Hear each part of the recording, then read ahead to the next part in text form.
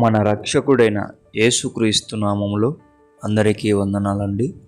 ఈరోజు దేవుని మాటలు యోహాను రాసిన మొదటి పత్రిక 3వ అధ్యాయము 13వ వచనము. సహోదరులారా, లోకము మిమ్మును ద్వేషించిన ఎడల ఆశ్చర్యపడకుడి.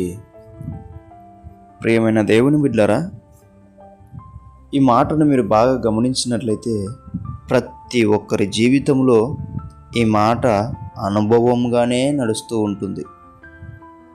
చూడండి,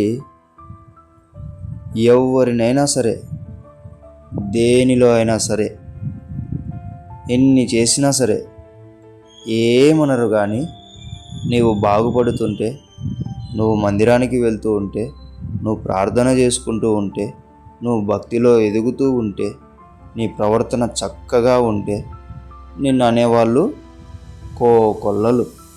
అవునంటారా కాదంటారా? అలాంటి వాళ్ళ గురించి నీవు ఆశ్చర్యపడుకో అంటున్నాడు దేవుడు. వాళ్ళు అంటూనే ఉంటారు, వారు అలాగే ఉంటారు.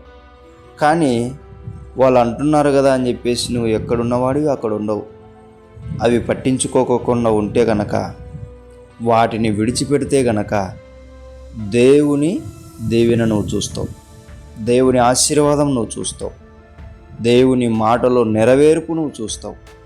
అయితే నువ్వు అవి పట్టుకొని గనక ఉంటే నువ్వు కూడా వారిలాగే ఎక్కడున్నవానివి అక్కడనే ఉంటావు. నువ్వేమంటున్నాడు దేవుడు?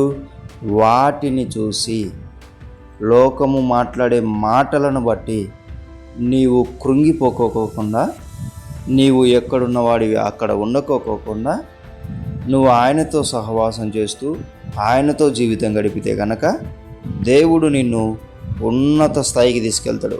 వాళ్ళు అలాగే ఉండి, అలాగే మాట్లాడుతూ, అలాగే చూస్తూ ఉంటారు గుడ్ల పగిచ్చి.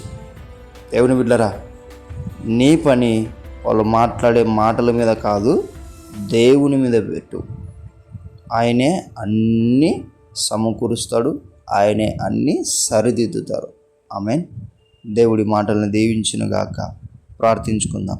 దేవా, మీకు వందనాలు, స్తోత్రాలు. ప్రభువా, నీ బిడ్డలు ఎంతోమంది లోకం మాట్లాడుతుంది అని చెప్పేసి ఆశ్చర్యపడుతూ ఉంటున్నారు, భయపడుతూ ఉంటున్నారు, ఎక్కడ వేసిన వాళ్ళు అక్కడే ఉంటున్నారు.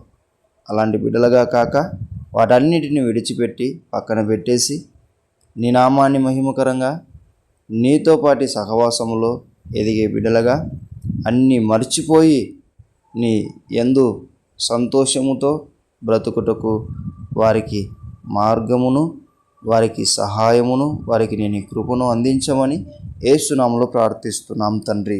ఆమేన్.